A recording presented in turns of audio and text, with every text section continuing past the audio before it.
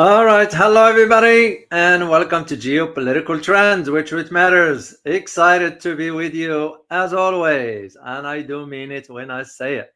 You know, I've always been told I can't pretend because whatever I say, that's what it is. So so I mean it when I say very excited to be with you guys. It's for the community here. So anyway, I got an interesting topic for you. Very, very, very interesting. I know I already saw someone said, John, you said butter run is already in BRICS. Yes, it is. But this is not about that. This is about the finances within BRICS. Once I explain and provide my own analysis, it will make more sense to you, John, and to all of you for that matter. So anyway, very interesting topic, given that Iran just elected its new president, and the guy is moderate, and I'm going to detail a little bit about him and talk about what type of foreign policy and what's at the heart of it. This is where the U.S. pressures comes in.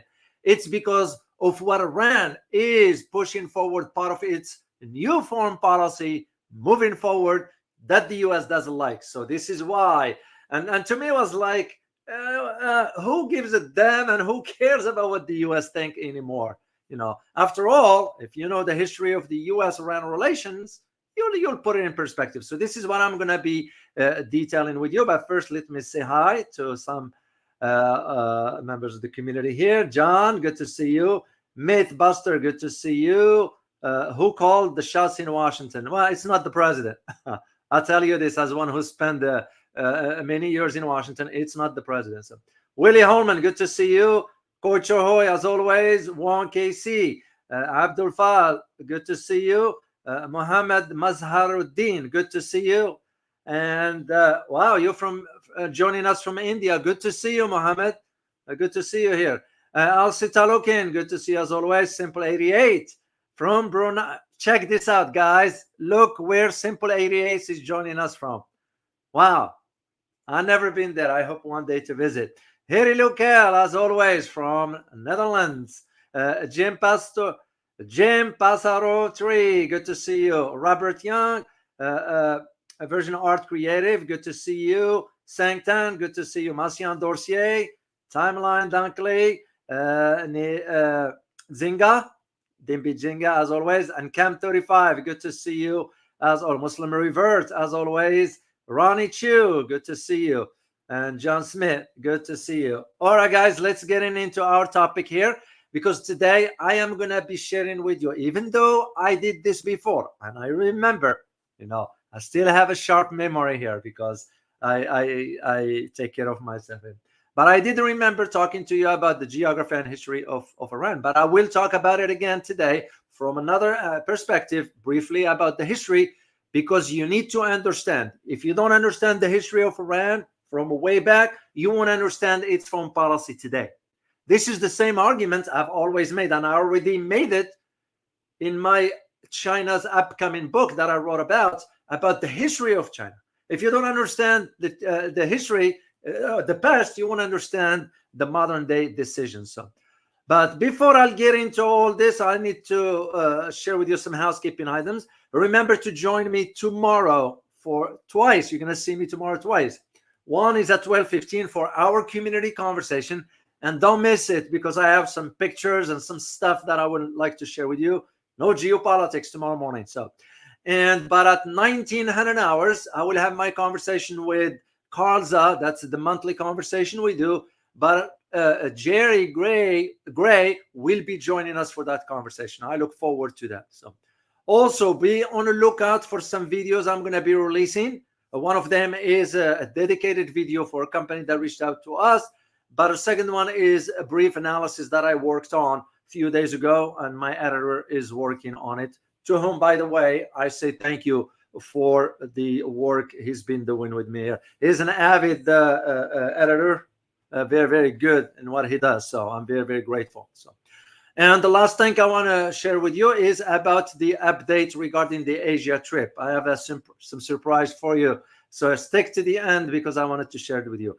And the last thing, I thought I remembered this. I already set up the panel discussion that I'm going to have here on this channel on August 3rd with the two top scholars. That one of them is my friend, is Dr. Dashan Fang, and the other one, you met her before, Dr. Yan Liang. So they both are willing to come over here. We're going to have a fascinating conversation about the BRI.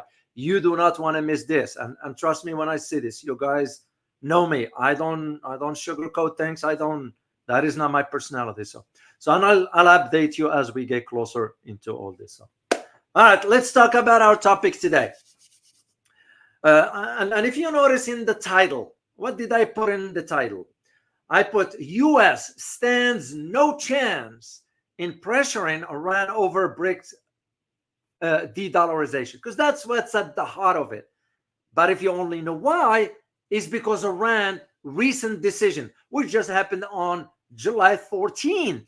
That was just like a week and a half ago or so. And this is what I'm going to be detailing with you regarding also the new president. His name is Masoud Pezeshkian. He's a heart surgeon. I'll detail all this with you. He's a moderate, and will just provide you my own analysis, and I'll answer some questions for you. So if you will be kind, just prepare some questions for later on. So, well, let's start with the key questions, like we always do. You guys know how we do things here on this channel here. So here are the key questions that I thought of, and there are other questions, of course, but this is just what we're gonna be sort of centering the conversation around. So why is the U.S. obsessed? And I use the term very carefully here. Why is the U.S. obsessed with Iran?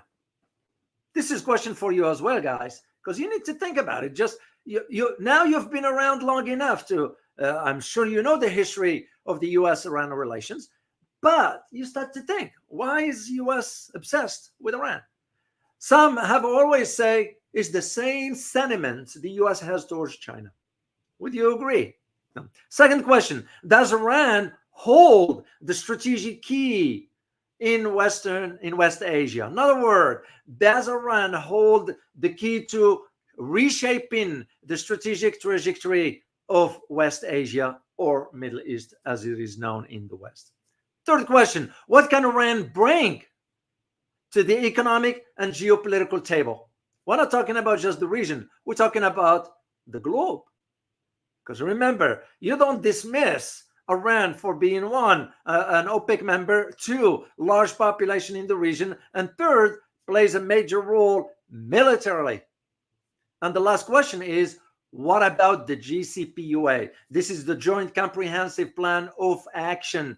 This has to do with the nuclear file for Iran, which I will tackle about, since I sort of wrote a book about Iran regarding these aspects here, and I detailed so much. I will share with you one excerpt from it pertaining to our conversation today. So, and this is what we're going to be tackling. So the analysis in itself, the one I'm going to be providing you, it covers both aspects of it. Of course, what I read in certain articles from around the world, not just here in the US, which I will provide you the links, but also regarding my own research that I've conducted a few years ago, in by which when I wrote my book, I was thinking long term. And now I'm seeing certain events happening as I predicted back then. So here is what happened with the new president. By the way, I have a lot of pictures. I got a lot of pictures here. This is the picture of the president, Masoud. His name is Masoud Pezeshkian. It's a hard last name to pronounce. So now the question becomes is, because he's the new president now, and he's a moderate, he's not a hardliner. You know, he defeated a hardliner who was the commander of the IRGC. It won't matter, and I'm not going to tackle that kind of stuff. I'm going to focus on the analysis as to why the U.S., we're going to be seeing the U.S. reaching out to Iran. Mark my word on it. So why? What happened? Iran now renews, listen carefully, its diplomatic sort of effort to do what? To ditch the US dollar. And this, not just sort of verbally here, to ditch it from business interactions with its key partners. And this encouraging others to do the same, with the aim of what? Weakening the U.S. standing in global economic calculations. Spot on. Spot on. This is why I use the term pressure. It's not about the BRICS. Iran is already in BRICS. It was admitted on January 1st of this year. Maybe I made a mistake by not clarifying, and I added one word in the title that makes perfect sense. Yeah, it's not about, well, the US doesn't want Iran to join BRICS. No. Iran is already there. So, because here is the thing, where the challenge of where the US concerned about, and is seeing an opportunity. Yeah, the US is seeing an opportunity to sort of, let me remove these questions here. So, an opportunity so they can exert more pressure, because here is the thing, what happens, which a lot of people do not know. I was privy to it back in my days in Washington. There is an office in Switzerland, okay, that one that handles the communications between Tehran and Washington. Okay, yes, there is a communication. Yeah, there is no diplomatic representation after 1979, of course. But the communication is going on. And this is what the US is betting on. Except where the problem for the US is not coming at it with an equal footing. We coming at it with this attitude of, we are the top, we are better. It doesn't work anymore. It's the same arguments it's the same mistake we make when we meet with the Chinese. As a matter of fact, the Secretary of State, the incompetent Tony Blinken, he's going to be meeting with Mr. Wang Yi in Laos. And I am just wondering, I'm going to cover this for you. I am just wondering the attitude of Tony Blinken now is going to be approaching this. But he's realizing you can't do that with the Chinese anymore. It's the same argument I make about Iran and US relations. And this is why we're going to be trying to play somewhere by trying to exert pressure on Iran, especially regarding the JCPOA, the nuclear program. Because remember, Iran now got a new president. He's a moderate. So the moment Washington found out who the next president in Iran, which moderate, right there, they start to think about, oh, this is someone we can talk to, or this is someone we can pressure, which I don't think so. It's a mistake anyway. But this is what's at the sort of how it's going to move forward. So, but before I do this, let me do a little bit of geography, and I'm going to do history, because there is one aspect of history that I need you to understand. So let me share the map with you here. It is Iran. And briefly, and I'm not going to go too much, it just suffice it to say that Iran is mountainous area. I was closer from the Iraq side in Kurdistan. I could see over the horizon the Iranian mountains, and it's a rugged terrain. So it's a mountainous country in Western Asia. Iran is situated both in the northern and eastern hemisphere of the earth, and it is bordered by Armenia and Azerbaijan to the northwest, Turkmenistan in the northeast, Afghanistan and Pakistan in the east, Iraq and Turkey in the west. So Iran is also bounded by the Caspian Sea in the north and by the Persian Gulf and Gulf of Oman in the south. This is why it's very, very important for you guys to understand just part of a little bit of geography. But the history is the key to all this one here. And what I'm going to do is I'll share with you a brief excerpt from what I wrote in my book about, what is it? Right here, when I wrote it. And by the way, I am talking to the publisher, detailing the ins and outs of the legal aspects of the contract, because after that, I'm going to upload it for you guys for a purchase, because I have to put it on the platform and I have to pay certain aspects of it. But I won't ask for what they are. They're asking for $90 for it. Yeah, it's heavy academic stuff, but no, I ain't gonna be charging that. So anyway, this is what's important to understand. And like I argued in the book, it will be a daunting, I use the term daunting task to cover the 5,000 years of history of the Persian Empire in few pages. There is no way. Same argument I made regarding about China. You can't cover 5,000 in few pages. So, however, one must explain, put in perspective, and illuminate the crucial elements that have shaped modern day Iran, given the events of the past millennia, because it's very important. And like I argued, it will not do the reader justice if I focus the narrative only on specific period or over another in its history. Why? Because we're gonna have a lot of will be missing. The need to emphasize the historical record of the Persian Empire could not be greater, of course, and that was one of the case that I made. So suffice it to say that if we are to look at the history of Iran, we're going to have to divide it into three phases. Phase one is the prehistoric period, which began with the earliest evidence of humans on the Iranian plateau. This goes back about 100,000 BC. And the end of it roughly at the start of the first millennium BC. The second phase starts in the proto-historic period. That one covers approximately the first half of the first millennia BC. And the third period is the Achaemenid dynasty, which was in the 6th and 4th century BC. Those are very, very important. And this is when, right in this time, the 6th and the 4th century, when Iran entered the full light of written history, because that's what it was not disclosed back then. What I'm going to be sharing with you later on, a link to an article from a historical record that I found, and it was written by Sarah Roller, because that's the author of this, and I'm going to share it with you. I read it in its entirety.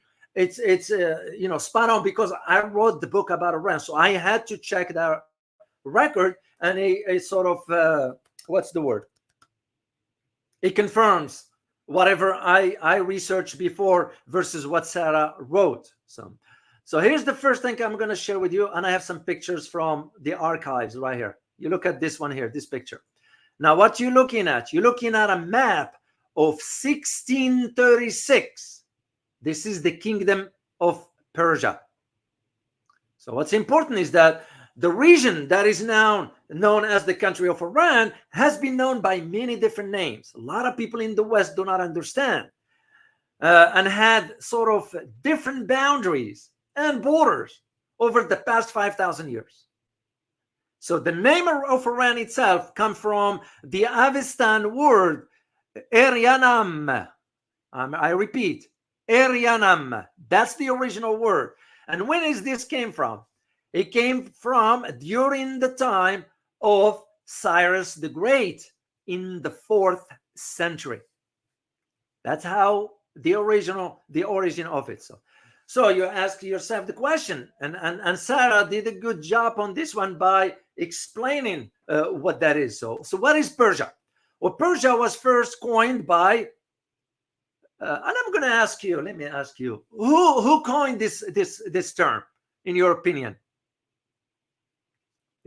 Which civilization used the term Persia? Let me just, because I like you to be part of the conversation here, guys. Yeah, and some of you might know. Oh, I already see. You got it. Muslim Revert. Michael Christo, you got it. Stephen Gronville, you got it. It was the Greeks. You're absolutely correct. It was the Greeks as a term. So they used Persia as a term to refer to Cyrus the Great. And we do have, by the way, an avid supporter of the channel by the name of Cyrus. So Cyrus the Great's empire. And what happened back then is stemmed from the word Parsa.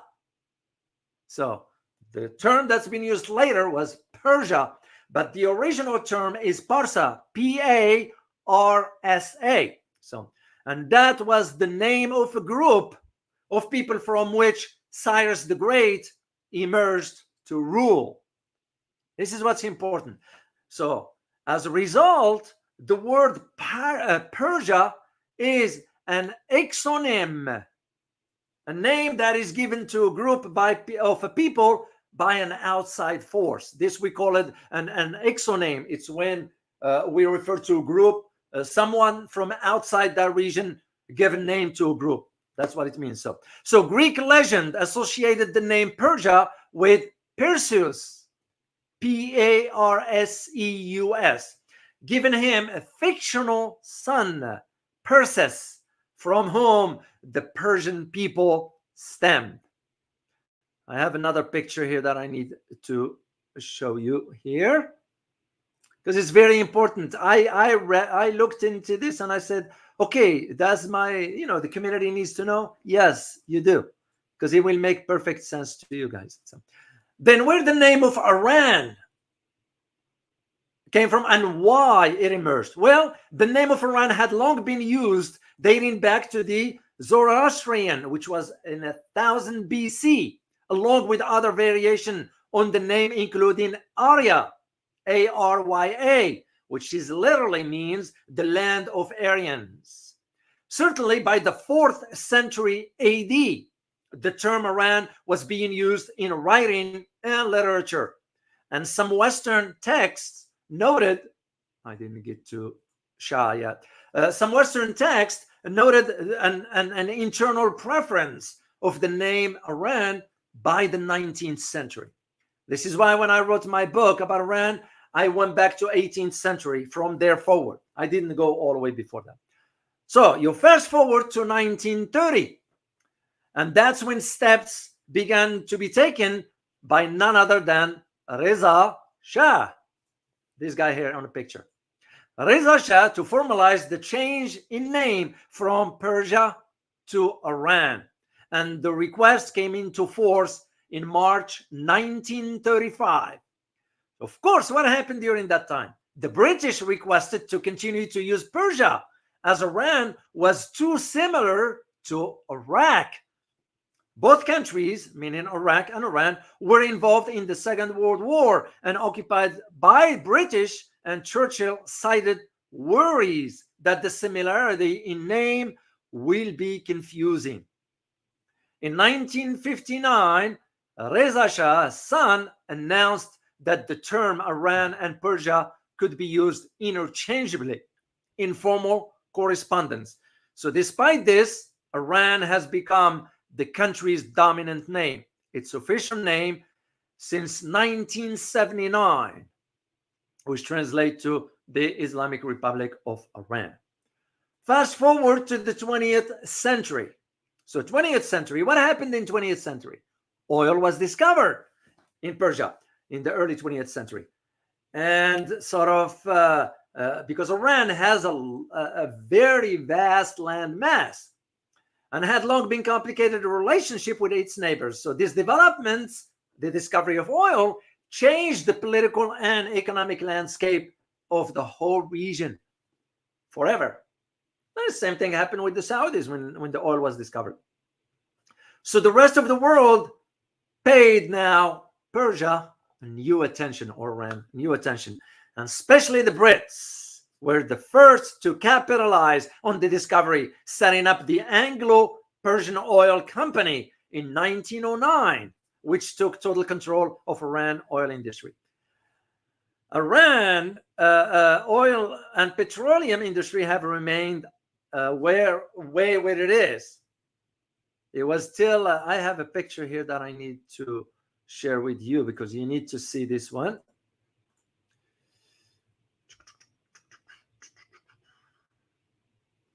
Hold on, let me wait till I get to it. I want to get ahead of myself here.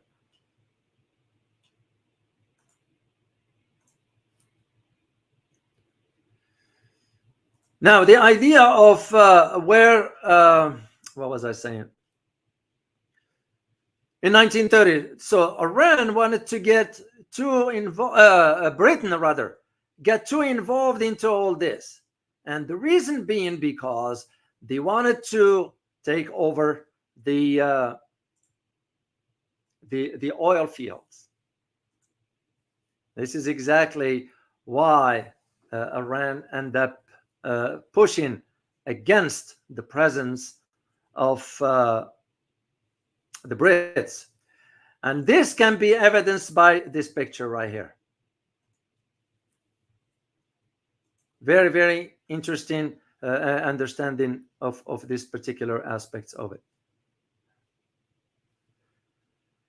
Now, when you look at this, you're going to have to think in terms of, this is from, by the way, another article that I came across, and it was, and I digged into the history here to look into, and I found one that was written by Alex Ward and Zach Bookman, and I will put the link for you guys to understand what this is all about, because you need to understand these aspects of it. Now, with this one here, you're going to have to ask yourself some really sort of key questions. Why there is this animosity between Iran and the United States? So, because if you can understand, and that's exactly the point of the article also made, literally, if you can understand the tensions that exist today between Iran and the US by just looking at the recent event, that's because you have to move back some about 70 years ago to put this in perspective for you. So while you start with, I'll take you back to 1951. What happened in 1951? Dr. Mohammad Mossadegh took over because he was a nationalist, right? He took over and became the prime minister. So Mossadegh strongly opposed foreign involvements in Iran. And this is a reference to Britain, particularly in its oil industry, which had been built significantly part by the British. We gotta emphasize this one here. It wasn't Iran that built the infrastructure for the oil, it was the British. However, what happened right after Mossadegh became prime minister, the parliament in Iran at that time approved a bill to nationalize the British-owned oil company in Iran. And of course, the British were very furious. What they ended up doing, they reached out to the US in support of a coup. They, meaning MI6 and the CIA, Central Intelligence Agency, conducted a coup in 1953 to overthrow Mossadegh.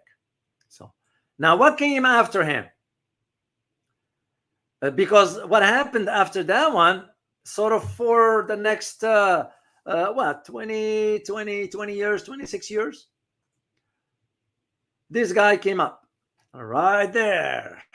So for next 26 years, the US supported the armed the Shah, Reza Pahlavi. So now Reza Pahlavi was a very, very, very, very brutal dictator. So, and we all know how the history there goes. Suffice it that from that point forward to the this is why he was hosted in the White House by JF Kennedy at the time. And this is Robert McNamara, the former, who had some sort of dark history in Vietnam. And we all know that history, guys, because you can't ignore that one. The same with the late Henry Kissinger, the same with Madeleine Albright, all of them. So, but nonetheless, we're going to focus on this one here right now. So the White House at that time welcomed the Shah because they wanted to ensure. However, 1997, what happened in 1997? Can you guys type in the chat box? What happened in 1997? Dave Gosby, you're right. He was an extreme, vicious puppet of the West. You're absolutely correct. What happened Francis Tango, good to see you. What happened 1979?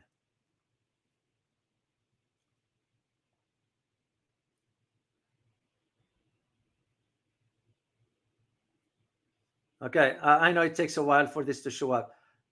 Oh, Boycott, you graduated from college. Good for you, man.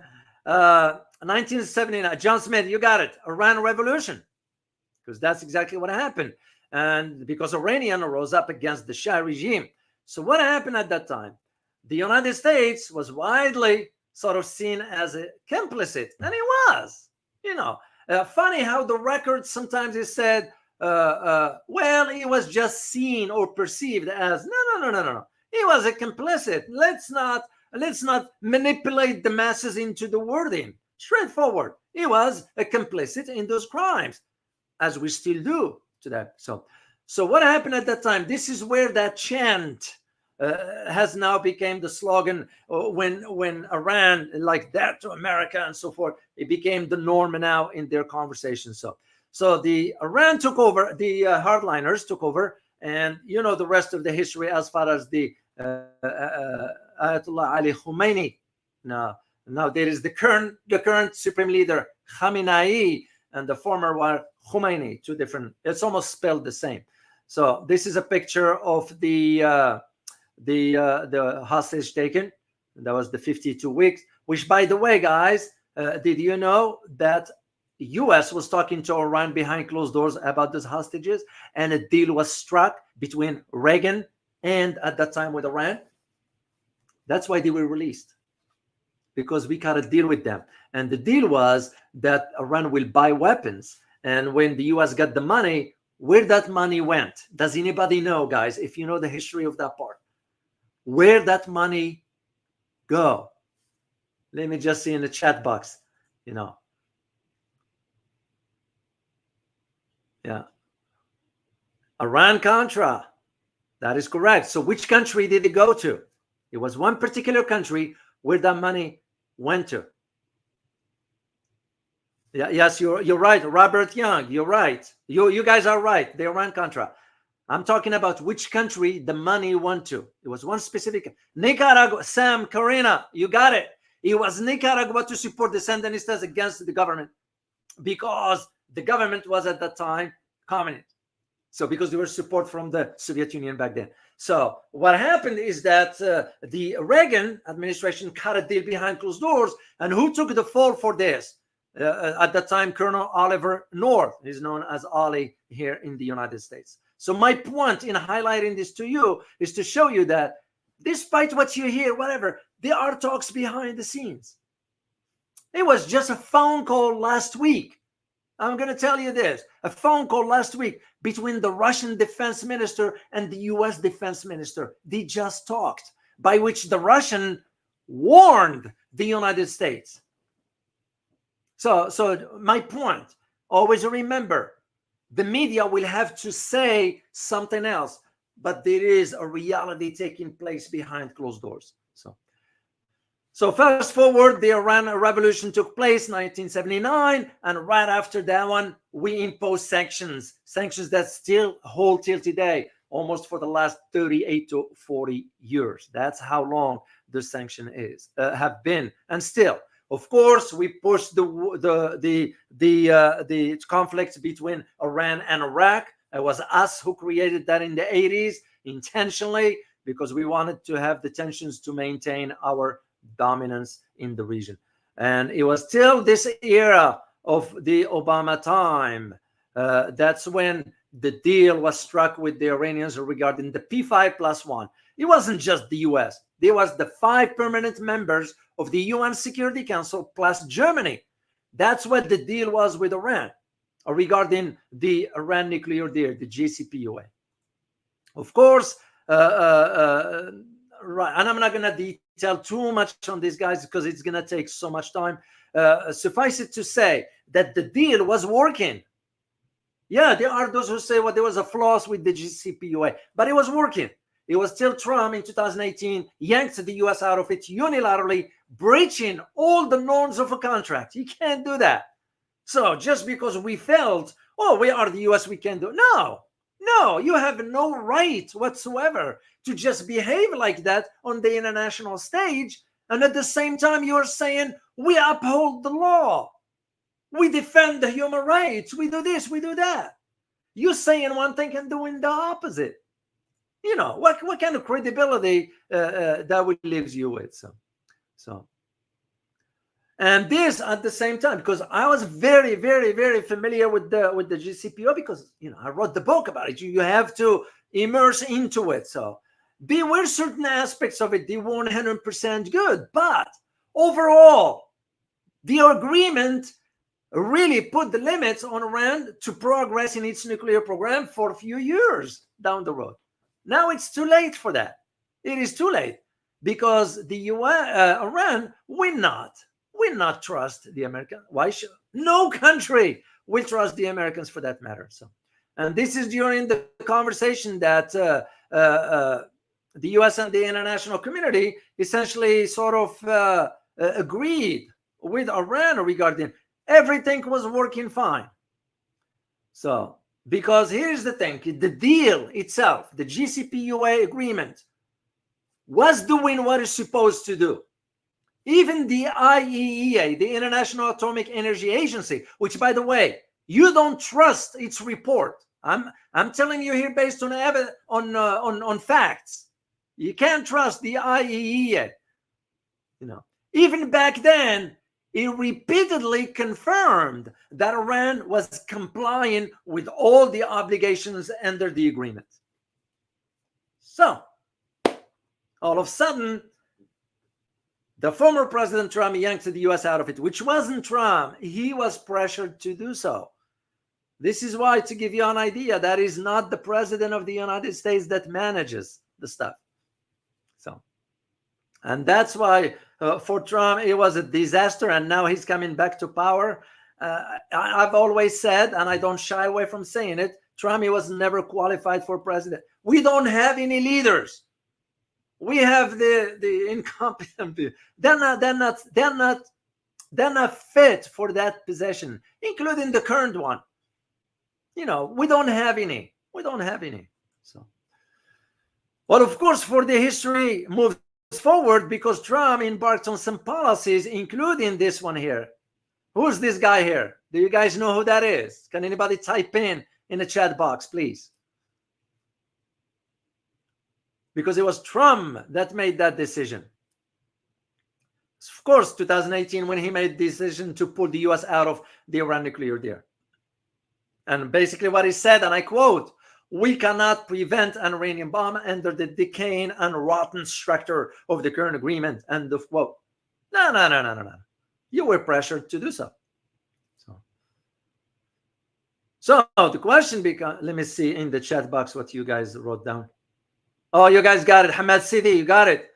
OG Moses, you got it. Soleimani. Ivana, Solomon or Soleimani. Yeah, Davo. You guys got it. So the question becomes is why? What purpose will it serve? And it was a debate, believe it or not, as to those who were in support of that and those who were against of that one. And I'm not going to get too much into this. Suffice it to say that it was, to me, in my opinion, as one who's been around in that part of the world and whatever, it was useless. It didn't serve the U.S. anything. Iran's structure is very, very deep. They have successions in lines. They have, you take out one, it will be replaced by another competent general and so forth. Now, you give credit to Suleiman because he was beloved by his people, but he was also very shrewd when it comes down to the strategy in the region regarding the support for the groups that are financed and supported by Iran. So they were under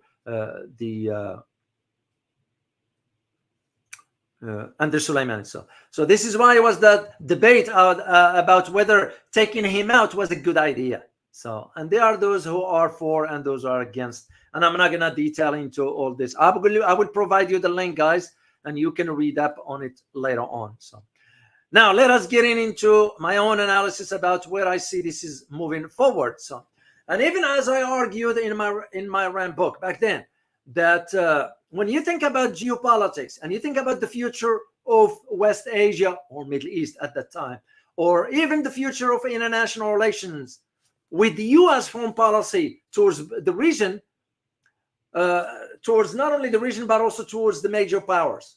What are we referring to? We're referring to Iran, to Russia and China.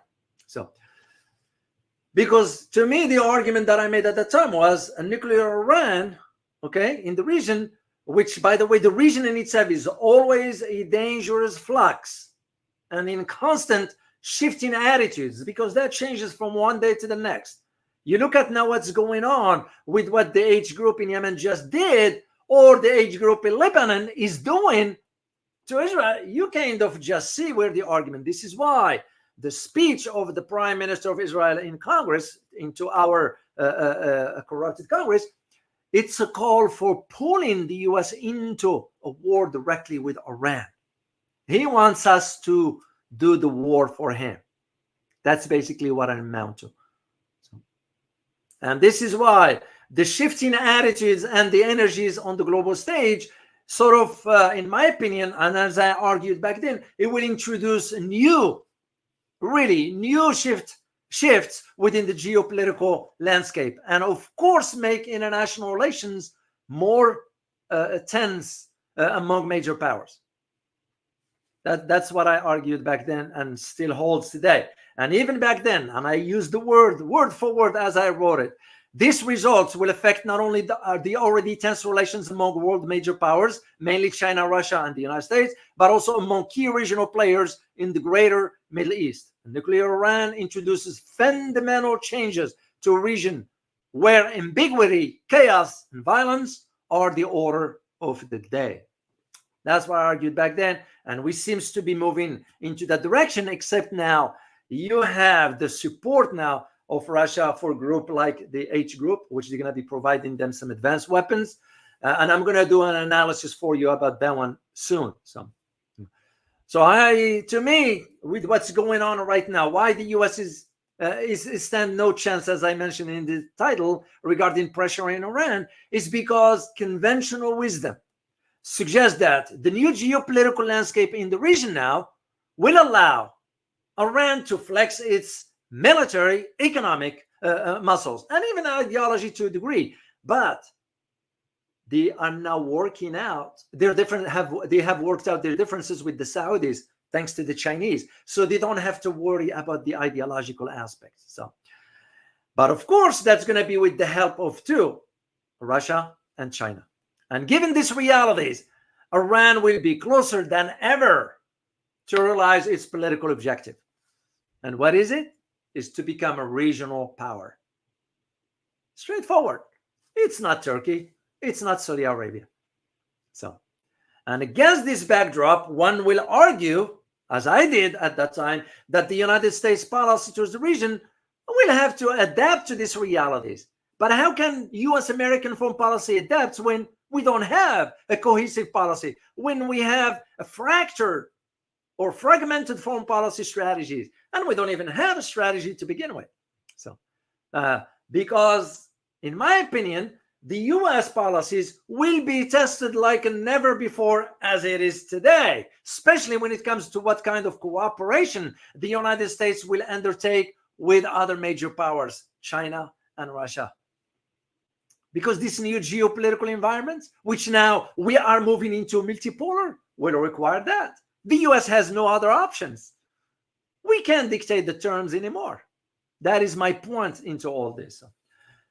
So now to think about this U.S. pressures on Iran regarding BRICS finances or de-dollarization. So I'm going to tackle my own analysis from two angles. One of them is the financial and the other one from the JCPOA.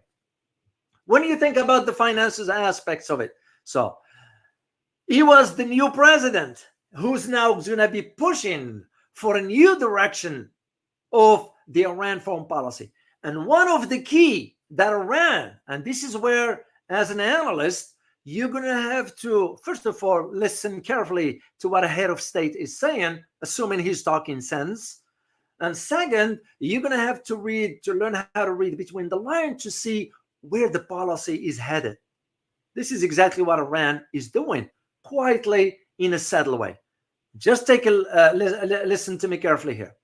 Iran advances de-dollarization among BRICS members to counter U.S. dominance. And this, by the way, as I mentioned, just on July 14th, that decision was to move forward, of course, after the elections. And all this because the Iran new foreign policy will be promoting an ambitious, I use the term for that, an ambitious campaign within the alliances of the BRICS to counter U.S. influence over global markets and alleviate the impact of American sanctions on its own economy, meaning Iran in this case. And this is why the head of the parliament, I have a picture of him right here. This is Iran parliament speaker. His name is Mohammed Bakir Kalibaf. That's his name. So what happened with this gentleman here? The speaker was in Russia recently. He visited Russia to attend a major event there. He was in St. Petersburg to attend the 10th Parliamentary Forum of the BRICS group of nations. You all remember, BRIC announced that they're going to have to establish now a parliament, right? He's a speaker of the parliament. Iran is BRICS member. So he went there. And his argument to the forum right there was the idea of it is now or never for the BRICS members to de-dollarize as a countermeasure against what the US called sort of its pressure on emerging economies, because the US is pressuring emerging economies. It's not pressuring Russia, it's not pressuring China, but it wants to pressure the likes of India, the likes of Iran. This is what I'm referring to here, guys, when I said the US stands no chance in pressuring Iran over BRICS de-dollarization. So the Iranian parliament speaker, he stated that ditching the US dollar will be, the purpose of it will be to neutralize one of the main levers of American influence, end of quote. Spot on. And basically the plan of what the Iranian the parliament speaker is advocating for is that the plan to remove US currency from the business ties with partners has increasingly been one of the Iran's foreign policy strategies aimed at mitigating the impact of sanctions. Of course, we've been having sanctions on them for the last 38 years. And this is why I wanted to bring this to you, for you to understand. This is not about, well, US wants to prevent Iran from joining BRICS. No, it's too late for that. Iran is already in BRICS. So what the US is going to do now is going to try to influence even countries inside, the likes of India. I just see this coming. I just see this coming. I'm even wondering now about United Arab Emirates, because they are now part of Egypt. You know, I still don't understand BRICS allowing Egypt in. Egypt is under the influence of the US. We give them money. We bribe them that way. So, and this is why I just don't see how, yeah. But for Iran, no. There is no way. Even if we go through the office in Switzerland and have those behind closed doors negotiations, no. You can't trust the Americans anymore.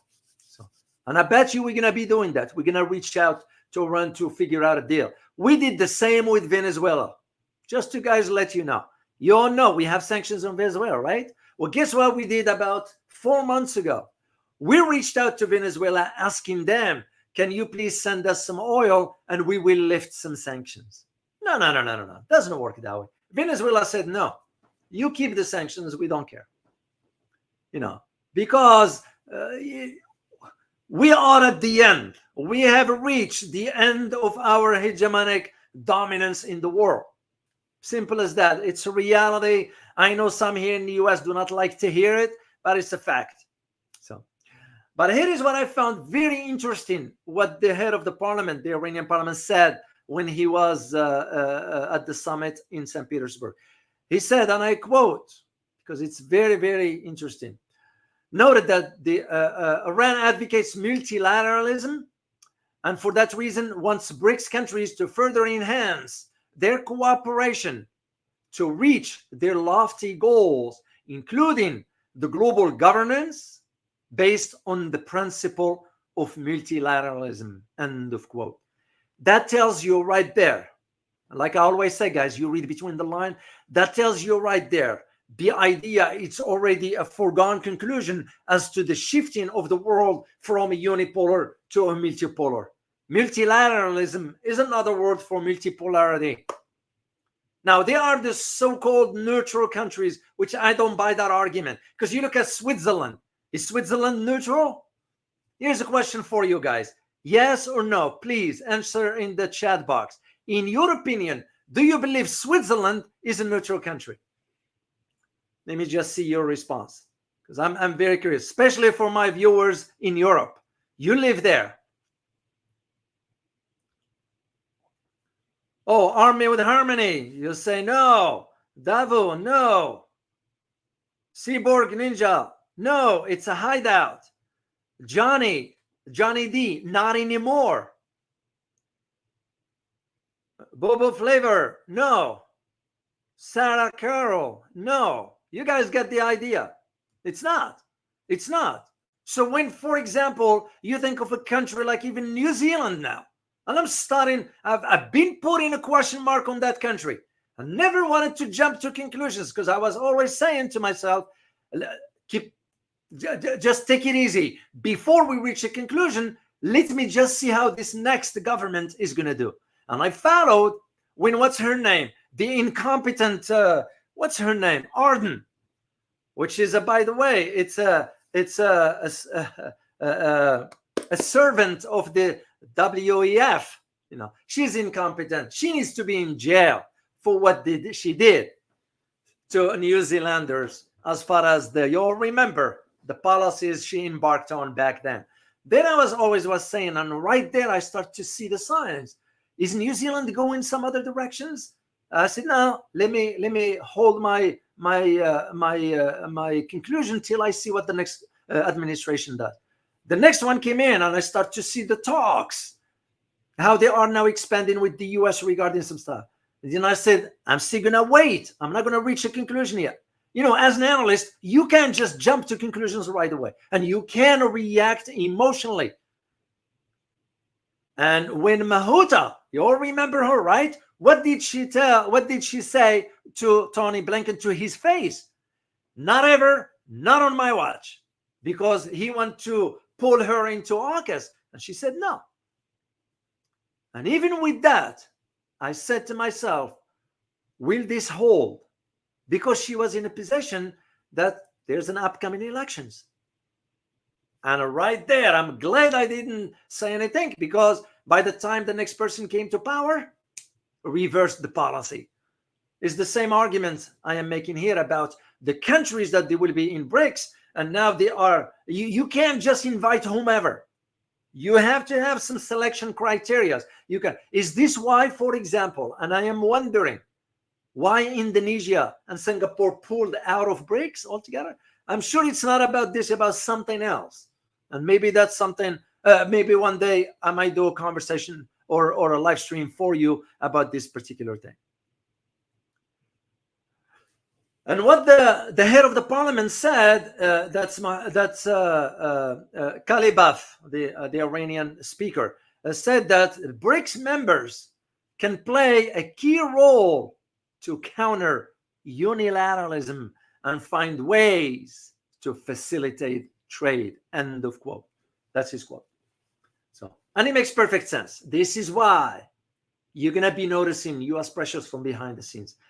It's not going to work, not because they can convince Iranians, but because of, hypothetically, if Trump wins the elections, even though a recent poll yesterday shows that 60% in the US will vote for Kamala Harris, not Trump. And by the way, I'm not included in that because I don't intend to vote. I'll say straightforward. Who are you going to vote for? You know, I can't advocate for incompetent leaders. I can't vote for that. And second, what most Americans do not. If you are an American, I'm sure you're aware, but I hope some will see this video and realize we don't vote for the president. It's the Electoral College that does that. Where is the heck is this democracy? One man, one vote. Why Electoral College will decide for me? So you got the idea. Now, the second part of the analysis that I wanted to share with you about why the US will try to exert pressure on Iran, it has to do with the JCPOA, the Joint Comprehensive Plan of Action. So, and this is where that idea of when this new president of Iran, let me pull up his picture again. And by the way, there was some calls back then when Trump did what he did, that in New York City. This is in Times Square. That's what it was. So when the I'm looking at his picture right here. And by the way, I give credit to this picture to Masoud Pezeshkian from West Asia News Agency. That's where the credit go to. So basically, when you think about what the President Pezeshkian said back then, because he's a moderate, he's kind of not a hardliner, but he did criticize Europe at that time and the US. Yeah, criticize them regarding the JCPOA, the handling of it. And of course, he didn't mince word regarding the bombardments of Israel of Gaza, or the bombardments by Israel of Gaza. Because one of the statements that this new president, he said, Masoud, he said that his country stands firm with supporting Palestinians. And of course, that was very embarrassing yesterday or the day before for Congress to open the door to a foreign minister. So it's yeah, I didn't listen to it. I would not be interested in something like this because I know what it's gonna be on, and it's just not worth it. So the idea of when you think about this JCPOA, because now Iran says to itself, why bother? The U.S. pulled out of it unilaterally. That's it. We don't have to worry. And as a matter of fact, I did get a word through my own reading, through my own sources and so forth. Iran is moving into the level of enrichment. And it's not that far off if he wants to build a bomb, if he wants to. Yeah. This is why it's not about just that. We cannot fight Iran one-on-one. It's too strong. It's because you think about its army. It's considered one of the top armies in the world. Massive army. But when you think about Iran's foreign policy moving forward within the context of the JCPOA, this new president of Iran is already hinting at wanting to sort of build a good relationship with neighbors. Why the neighbors? Why do you think that is? It's because that's where the US is maintaining its bases for a reason. But the other aspects of this, part of what this foreign policy is all about, it has to do with the global south, especially African countries. You all remember, it's not remember, but I don't know whether you know or not, Iran just reestablished its diplomatic ties with Sudan 2 days ago with the exchange of ambassadors. The US now is reaching out to Sudan to figure out what's going on. Yeah. And Iran, by the way, is now prioritizing its foreign relations with the likes of Turkey, Saudi Arabia, Oman, Bahrain, Qatar, Kuwait, and United Arab Emirates. What they all share in common? What does all those countries share in common? They have Shia population within them. So within those countries, they're Shia. Some of them minority, some of them majority. So that is what's at the heart of it. And for the US, is seeing this dynamics moving into this direction. I was like, no, this is not going to bode well for us. We may as well just either use the sticks or the carrots, but it's not going to work. It won't work. We done with that era. You give a carrot to a country, that country is not going to trust you because we can't be trusted. Simple as that. We can't be trusted. This is where that's particular challenge that I see moving forward. And with the likes of like what I just posted for you guys regarding the why, for example, the Chinese EVs are getting into the Qatar markets. This is part also why Iran wanted to develop these relations with those countries. Turkey, Qatar, Saudi Arabia, Oman, United Arab Emirates, and so forth, because also access to market. And mind you that, which by the way, I thought I had, oh yes, I do have a picture for you. This is a very major one.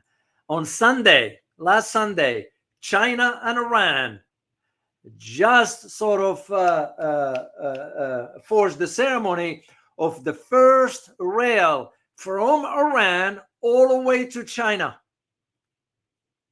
Yeah. This is the one right there, from Iran all the way to China. Yeah, big major developments. And I will put the link for you guys later on, so you can read it if you want to. There is another infrastructure thing that's going on in Euro-Asia between, I think, Kazakhstan and Iran is going to benefit. Russia will benefit from it as well. China, of course, is involved in that. So, and this is part of what I'm going to be talking with my panel on August 3rd as part of this one here, the big picture. And so, all right, guys, that's all I have to share with you on this topic here. I wanted just to provide you my own analysis, to put it in perspective for you, and for you to understand once you start seeing or reading, the U.S. has behind closed doors negotiated with the Iranians. What you already have some sort of background information to help you navigate this kind of manipulation that the Western media is going to be sort of propagating, because that's what it will be about. So, all right, let me, as I mentioned earlier, I will be talking to you about some updates regarding my Asia trip. It is moving forward. I had some, let me show you where we are as far as the buy me coffee. And by the way, Army with American citizen, I want to say thank you for buying me. You were so generous with your purchase for how many teas you bought me, man. Thank you so much for that. Thank you so much for that. Not a 1, not 2, not 5, not 6, not 8. You know, we leave it at okay, let me share with you where we are as of all time, because I need transparency, guys. I feel comfortable disclosing all this, and because that's how I do things. Transparency is very important to me, so you know where things are. So let me show you the screen so you see it. Now, what it says right there, earnings all time, meaning since day one that I opened this platform, the amount that it shows there is $4,605, but you have to add another 1,000 to that. The reason why you don't see it there is because I got a major donations from 2 individuals who want to remain anonymous, and I will not disclose their names.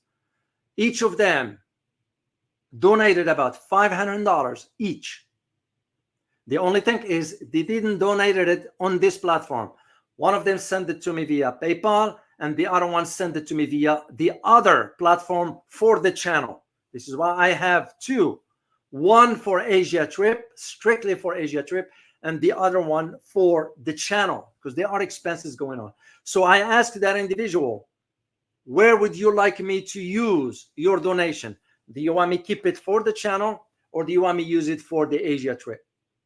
That individual said, it's your decision, Dr. O, you decide whatever. So I decided to use that donation towards Asia trip. And this is why the total amount that we have as of now is $5,605. That's what it is. So we're halfway there. I am hoping, fingers crossed, literally, I mean it.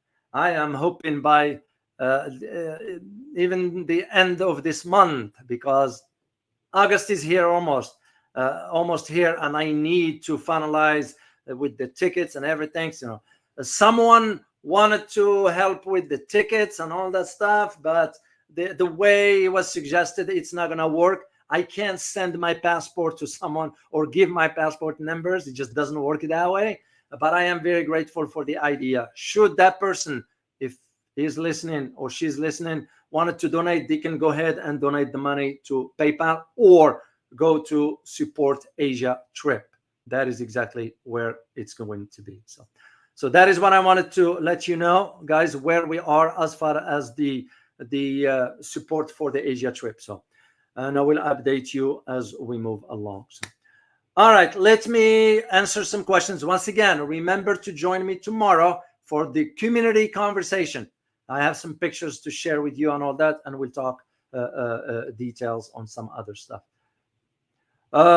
Sangtan, yes, I am aware of the typhoon. That's why I'm not going next week to China. It is a reason. Sometimes, guys, I don't say so many details. I have reasons for that. And you're smart enough to know to read between the lines now that you know how to read between the lines. If I don't say something, it's not I'm not ignoring it, whatever. I have my reasons for that. So same with the trip. I am kind of understand that. I'll tell you this. I'll share it with you. Anytime I travel, before I travel, I'll take a look at the weather in the whole region, whatever I'm going. Now, you may ask yourself, why would you bother with the weather? Well, there is a reason for it. I'll tell you, from a military perspective, anytime you move on any operation, the first thing you're going to think about is weather. Because I got stranded one day because I didn't pay attention to the weather and assumed everything would be okay. It didn't turn out good. I got stuck for 5 days. So that is the reason why. So anyway, let's answer some questions here and we'll just go from there. Oh, TNT, good to see you. By the way, TNT is another avid supporter. Yes, you guys don't see him much, don't see TNT a lot here, sometimes on and off and so forth. But TNT has been supporting the channel for so long from behind the scenes. There are some of you. Same like Harry Locale, same like Boone, same like Zhu Liang, same like TC Quan, same like Hosseiner, same, Army with Army. There are so many of you. Others prefer to stay anonymous.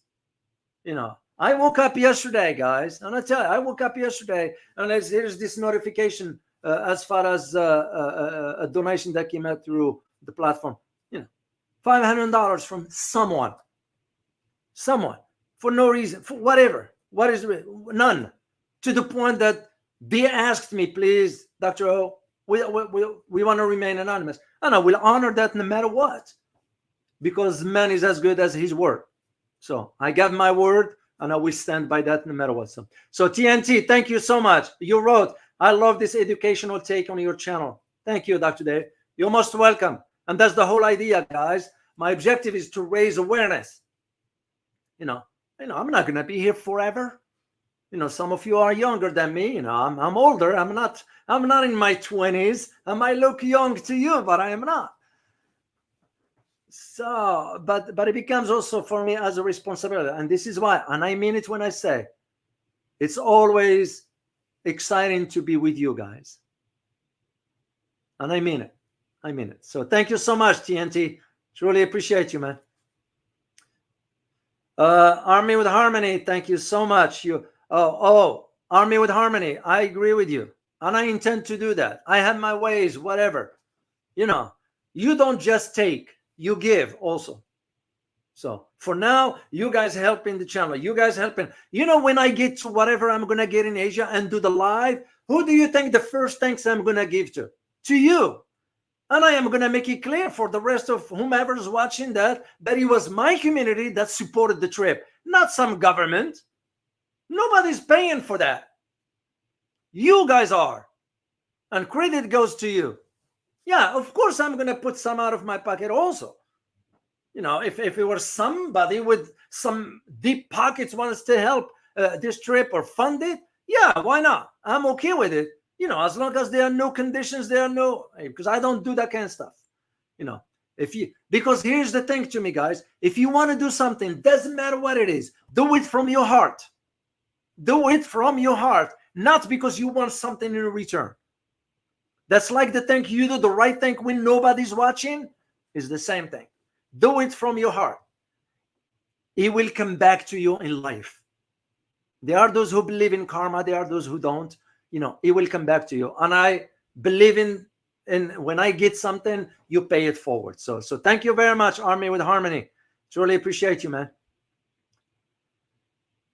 And one thing that I've learned out of all this, guys, it showed me that there are still good humans out there, and I am so proud, excited, happy, very whatever term, about our community on both here and the other channel.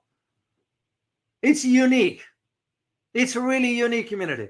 If it were within my means, gather all of you guys in one location, of course I'm asking too much. But that will be one of those things. If I am in whatever part of the world where some of you there and find out, I would love to make an effort and we all meet physically. Why? Because it's important. It's important.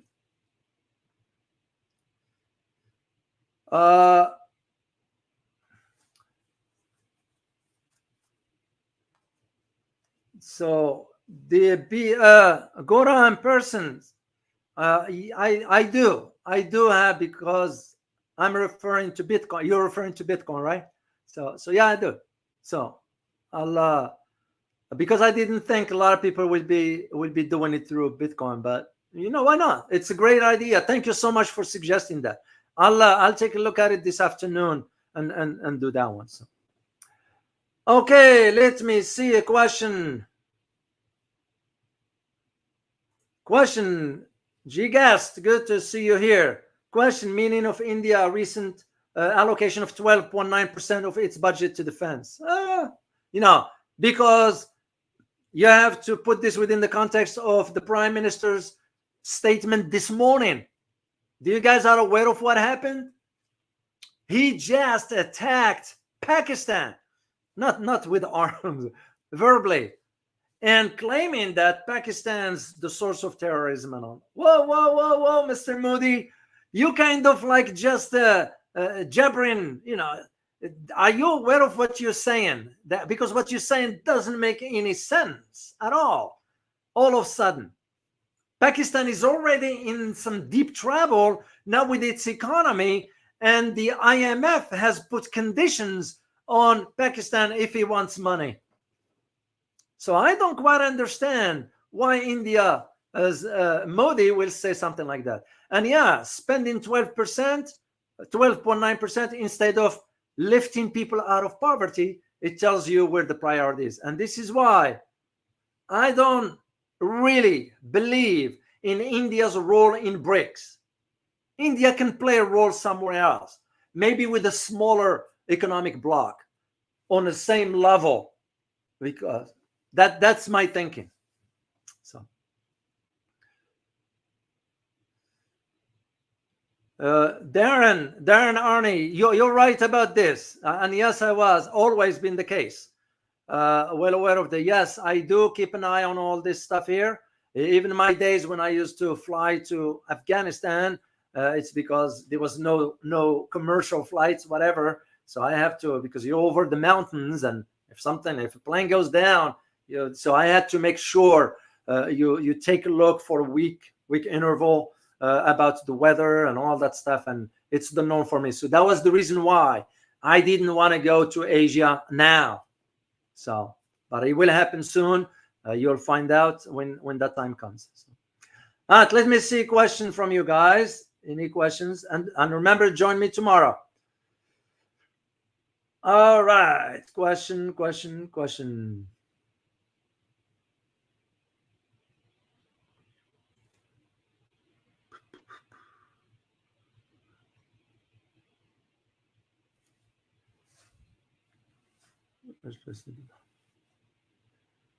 I can answer this one, Francis Tango.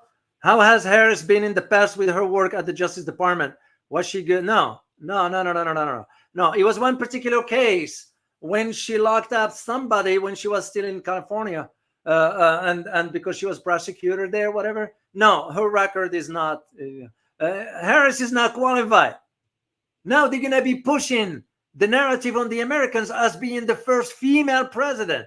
Who gives a damn, first female or not? Is she competent? Look what happened with Britain, for example, or even India, or New Zealand, or Australia, or Germany. or Italy for that matter. Speaking of Italy, I just got a word this morning that Meloni now is going to once again to China and Shanghai. Makes you just wonder. After all, isn't she the one who pulled out of the BRI? No. She's her record is not good. There are some dark history. We all have some dark whatever. But for her, when you go into this kind of positions, is the qualifications that matter, and she does not possess that. Simple as that. That's the way I see it. Nothing against her, of course. So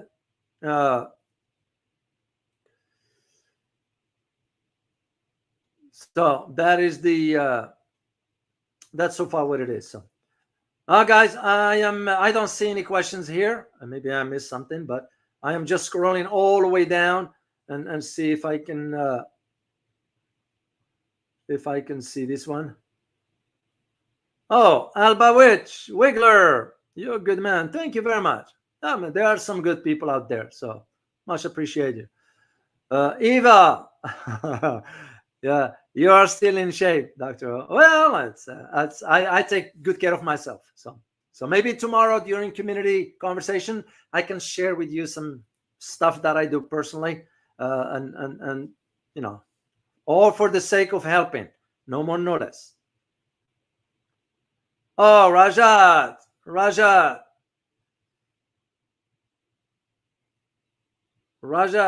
it's getting worse after budget. So yes, it really pains me. Thank you so much for your support. And you guys know what Rajat is referring to here. He's referring to India. So after it really pains me. I'm not from India. But it doesn't matter. You still have to have compassion for people. It really pains me to see the level of the poverty, but negligence from the government towards the Indian people, the average people.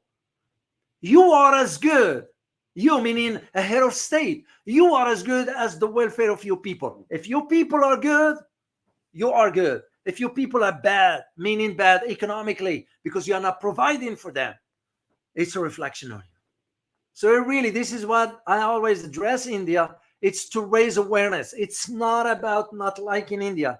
Of course, I get this bot stuff, whatever, but what you do, you forgive. They don't know because their thinking is so narrow. They can't think outside the box. So yeah, to me, spending 12.9% on defense, it's ridiculous. Now, I can see why India will go with this. It's because, you guys know why? Because of the recent discovery in the Tibet, a Himalaya area, from the Chinese eye, and India is concerned. So I'm going to be digging into this. I'll reach out to some people in the region and confirm a few things, and I'll do live stream for you. Once again, Rajat, thank you so much for your super sticker. And I'll take last question from Army with Harmony here. Why does Iran coordinate the response against Israel for the bombing of Iran embassy? Theatrics.